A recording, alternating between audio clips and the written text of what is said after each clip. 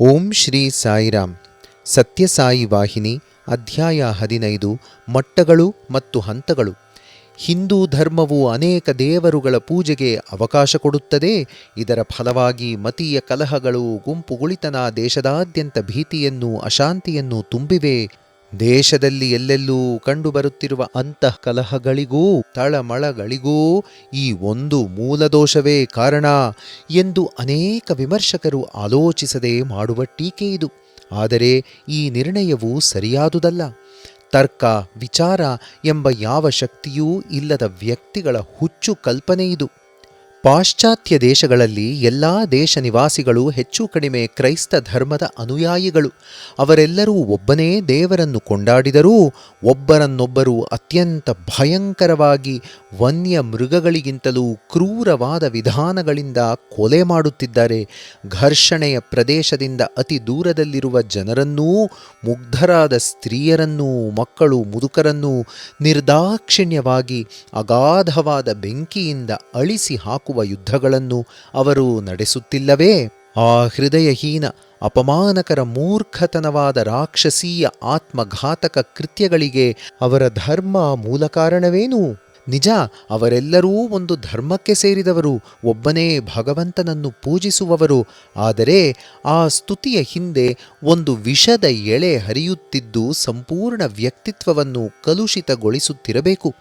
ಧರ್ಮವು ಗುಂಪು ಗುಳಿತನಕ್ಕಾಗಲಿ ಕಲಹ ಕದನಗಳಿಗಾಗಲಿ ಅತಿ ಅಲ್ಪ ಪ್ರಮಾಣದಲ್ಲೂ ಕಾರಣವಾಗಲು ಸಾಧ್ಯವಿಲ್ಲ. ಜರ್ಮನಿಯಲ್ಲಿ ಜಾತಿ ಪಂಗಡಗಳಿಗಾಗಲಿ ಮತೀಯ ಸಂಘರ್ಷಗಳಿಗಾಗಲಿ ಸ್ಥಳವಿರಲಿಲ್ಲ. ವಿಜ್ಞಾನ ಮತ್ತು ತಂತ್ರಜ್ಞಾನಗಳಲ್ಲಿ ಅದು ಅಸಾಧಾರಣ ಪ್ರಗತಿಯನ್ನು ಸಾಧಿಸಿತು.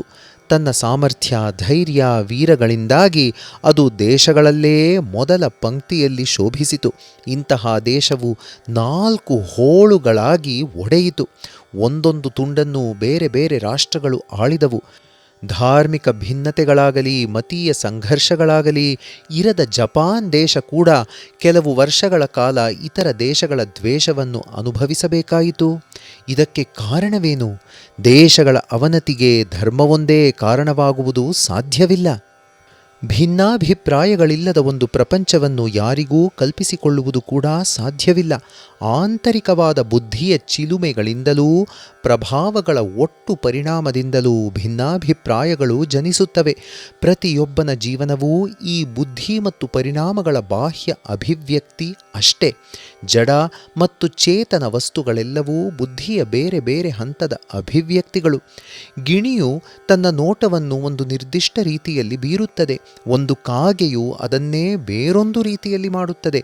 ನರಿಯು ನಾಯಿಗಿಂತ ಬೇರೆ ರೀತಿಯಲ್ಲಿ ಸನ್ನಿವೇಶಗಳನ್ನು ವ್ಯವಹರಿಸುತ್ತದೆ. ಪ್ರಾಣಿಗಳ ಸ್ವಭಾವ ಒಂದು ತೆರನಾದರೆ ಮನುಷ್ಯನ ಸ್ವಭಾವ ಇನ್ನೊಂದು ತೆರ. ಇಬ್ಬರೂ ಮನುಷ್ಯರ ನಡುವೆಯೇ ಅವರವರು ಗಳಿಸಿರುವ ಜ್ಞಾನದಲ್ಲಿ ವ್ಯತ್ಯಾಸವಿರುತ್ತದೆ. ಜ್ಞಾನದಲ್ಲಿ ಮಾತ್ರವಲ್ಲ, ದೇಹ ಲಕ್ಷಣಗಳಲ್ಲೂ ಸೌಂದರ್ಯದಲ್ಲೂ ಲೆಕ್ಕವಿಲ್ಲದಷ್ಟು ವ್ಯತ್ಯಾಸಗಳು ಇರುತ್ತವೆ. ಅವರ ಇಚ್ಛೆ ಅನಿಚ್ಛೆಗಳು, ಅವರ ಆಲೋಚನೆ ಭಾವನೆಗಳು ಕೂಡ ಅವರ ಜ್ಞಾನ ಮತ್ತು ತೊಡಗಿರುವ ವೃತ್ತಿಗನುಗುಣವಾಗಿ ರೂಪುಗೊಂಡಿರುತ್ತವೆ. ಅಷ್ಟು ದೂರಕ್ಕೂ ನಾವು ಹೋಗಬೇಕಾಗಿಲ್ಲ. ಒಂದೇ ಗರ್ಭದಲ್ಲಿ ಬೆಳೆಯುತ್ತಿರುವ ಅವಳಿ ಮಕ್ಕಳು ಅನೇಕ ವೇಳೆ ಒಂದೇ ಸಮನಾಗಿರುವುದಿಲ್ಲ. ಅವು ಬೇರೆ ಬೇರೆ ಸ್ವಭಾವಗಳನ್ನು ತೋರಿಸುತ್ತವೆ. ಇದಕ್ಕೆ ಕಾರಣ ಏನು? ಬುದ್ಧಿಯ ಬೆಳವಣಿಗೆಯಲ್ಲಿ ಆಗುವ ವ್ಯತ್ಯಾಸಗಳಲ್ಲಿ ಆ ಕಾರಣ ಅಡಗಿದೆ. ಆದ್ದರಿಂದ ಯಾವುದೇ ಕಾಲದಲ್ಲಿ ಮಾನವ ಜನಾಂಗವು ಭಿನ್ನತೆಗಳಿಲ್ಲದೆ ಇರಲಿಲ್ಲ. ವಿಶ್ವಾತ್ಮಕವಾದ ಸಮಾನತೆ ಎನ್ನುವುದು ಒಂದು ಅಸಾಧ್ಯವಾದ ಅಪೇಕ್ಷೆ. ಭೂಮಿಯ ಮೇಲೆ ಅದನ್ನು ಸ್ಥಾಪಿಸಬೇಕೆಂಬ ಬಯಕೆ ಒಂದು ರಮ್ಯ ಕಲ್ಪನೆಯಷ್ಟೇ, ಗಗನ ಕುಸುಮಗಳನ್ನು ಹುಡುಕುವ ಪ್ರಯತ್ನದ ಹಾಗೆ. ಪ್ರಾಣಿಯು ತಾನೊಂದು ಪ್ರಾಣಿ ಎಂಬ ಅರಿವಿನಿಂದ ಜೀವಿಸುತ್ತದೆ. ಪಕ್ಷಿಗೆ ತಾನು ಒಂದು ಪಕ್ಷಿ ಎಂಬ ಅರಿವಿರುತ್ತದೆ. ಒಬ್ಬ ಹೆಂಗಸು ತಾನೊಬ್ಬ ಹೆಂಗಸೆಂಬ ಅರಿವಿನಿಂದಲೇ ಪ್ರಾಪಂಚಿಕವಾದ ಕೆಲಸ ಕಾರ್ಯಗಳಲ್ಲಿ ನಿರತಳಾಗಿರುತ್ತಾಳೆ.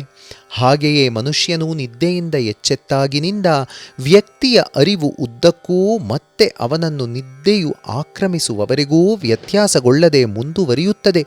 ಜೀವಿಯೂ ನಿದ್ದೆಗೆ ಮುಂಚೆ ಇದ್ದಂತೆಯೇ ಚಟುವಟಿಕೆಗಳನ್ನು ಕಾರ್ಯಗಳನ್ನು ಮುಂದುವರಿಸುತ್ತಾನೆ. ನಿದ್ದೆಯಿಂದಾಗಿ ಮಧ್ಯೆ ನಿಂತು ಹೋದ ಚಟುವಟಿಕೆಗಳನ್ನು ಎದ್ದ ಮೇಲೆ ಮುಂದುವರಿಸುತ್ತಾನೆ. ಹಾಗೆಯೇ ಮೃತ್ಯುವಿನಿಂದಾಗಿ ಮುರಿದಿದ್ದ ಚಟುವಟಿಕೆಗಳನ್ನು ಮನುಷ್ಯನು ಈ ಜನ್ಮದಲ್ಲಿ ಮುಂದುವರಿಸುತ್ತಾನೆ. ಯಂ ವಾಪಿ ಸ್ಮರನ್ ಭಾವಂ ತ್ಯಜತ್ಯಂತೆ ಕಲೇವರಂ ತಂ ತಮೇವೈತಿ ಕೌಂತೇಯ ಸದಾ ತದ್ಭಾವ ಭಾವಿತಃ. ಉದ್ದಕ್ಕೂ ಅಷ್ಟು ತೀವ್ರವಾಗಿ ತನ್ನನ್ನು ನಡೆಸಿದ ಭಾವನೆಗಳನ್ನು ನೆನೆಯುತ್ತಾ ಅವನು ಕೊನೆಯಲ್ಲಿ ದೇಹತ್ಯಾಗ ಮಾಡುತ್ತಾನೆ. ಉದ್ದಕ್ಕೂ ಅವನ ಭಾವನೆಗಳು ಯಾವ ದಿಕ್ಕಿಗೆ ಹರಿಯುತ್ತಿದ್ದುವೋ ಅದಕ್ಕೆ ತಕ್ಕ ಸ್ಥಾನಮಾನವನ್ನು ಪಡೆಯುತ್ತಾನೆ. ವ್ಯಕ್ತಿಯು ತನ್ನ ದೇಹತ್ಯಾಗ ಮಾಡುವಾಗ ಮನಸ್ಸನ್ನು ಯಾವ ಭಾವನೆಗಳು ಆವರಿಸಿಕೊಂಡಿರುತ್ತವೆಯೋ ಅವಕ್ಕನುಗುಣವಾಗಿ ಅವನ ಮುಂದಿನ ಜನ್ಮದ ಸ್ವರೂಪವಿರುತ್ತದೆ. ಏಕೆಂದರೆ ಅವನು ಬದುಕಿದ್ದ ದಿನಗಳನ್ನು ಪ್ರೇರಿಸಿದ ಭಾವನೆಗಳಿಗೆ ಅವು ಅನುಗುಣವಾಗಿರುತ್ತವೆ. ಇನ್ನೂ ಆಳವಾಗಿ ಆಲೋಚನೆ ಮಾಡಿ ನೋಡಿದರೆ ಮೂಲಭೂತವಾದ ಸತ್ಯವು ಇಷ್ಟೇ ಎಂದು ಸ್ಪಷ್ಟವಾಗುತ್ತದೆ. ಪ್ರತಿಯೊಂದೂ ಬುದ್ಧಿಯ ಔನ್ನತ್ಯದಲ್ಲಿ ಸಾಧಿಸಿದ ಪ್ರಗತಿಯನ್ನು ಅವಲಂಬಿಸಿರುತ್ತದೆ. ಹೊರರೂಪದಲ್ಲಿ ಒಂದು ಬಗೆಯ ಸಮರೂಪತೆಯು ತೋರಿದರೂ ಒಳ ಸ್ವಭಾವದಲ್ಲಿ ವ್ಯಾಪಕವಾದ ವೈವಿಧ್ಯಮಯವಾದ ವ್ಯತ್ಯಾಸಗಳು ಕಂಡುಬರುತ್ತವೆ. ಒಂದು ಜೀವಿ ಅಥವಾ ವರ್ಗವನ್ನು ಮುಖ್ಯವಾದ ಬಾಹ್ಯ ಲಕ್ಷಣಗಳಿಂದ ನಿರ್ಧರಿಸಲಾಗುತ್ತದೆ. ಅವಾದರೋ ನಿಜವಾಗಿ ಒಳಗಿನ ಬುದ್ಧಿಯ ಅಭಿವ್ಯಕ್ತಿಗಳಾಗಿರುತ್ತವೆ. ವ್ಯಕ್ತಿ ಎಂದರೆ ಮೂಲತಃ ಒಂದು ರೂಪ. ಮನುಷ್ಯ, ಮರ, ಬೆಟ್ಟ, ಗುಬ್ಬಚ್ಚಿ, ನರಿ, ನಾಯಿ, ಹಸು, ಹಾವು, ಚೇಳು ಈ ಶಬ್ದಗಳು ಅವು ರೂಪವನ್ನು ಹೊಂದಿರುವ ವರ್ಗವನ್ನು ಸೂಚಿಸುತ್ತವೆ. ವ್ಯಕ್ತಿಗಳು ನಾಶವಾಗಬಹುದು, ಆದರೆ ವರ್ಗವು ಹಾಗೆಯೇ ಮುಂದುವರಿಯುತ್ತದೆ. ಮನುಷ್ಯರು ಸಾಯಬಹುದು, ಆದರೆ ಮಾನವ ಜನಾಂಗವು ಉಳಿದಿರುತ್ತದೆ. ಮರಗಳು ಉರುಳಿ ಬೀಳಬಹುದು, ಸುಟ್ಟು ಬೂದಿಯಾಗಬಹುದು, ಧೂಳಾಗಬಹುದು, ಆದರೆ ಜೀವಿಯೂ ಎಂದಿಗೂ ನಾಶವಾಗುವುದಿಲ್ಲ. ಜೀವಂತವಾಗಿರುವ ಜೀವಿಯು ಶಾಶ್ವತವಾದದ್ದು. ಸಂಪೂರ್ಣ ವಿನಾಶವೆನ್ನುವುದು ಎಂದಿಗೂ ಸಂಭವಿಸುವುದಿಲ್ಲ.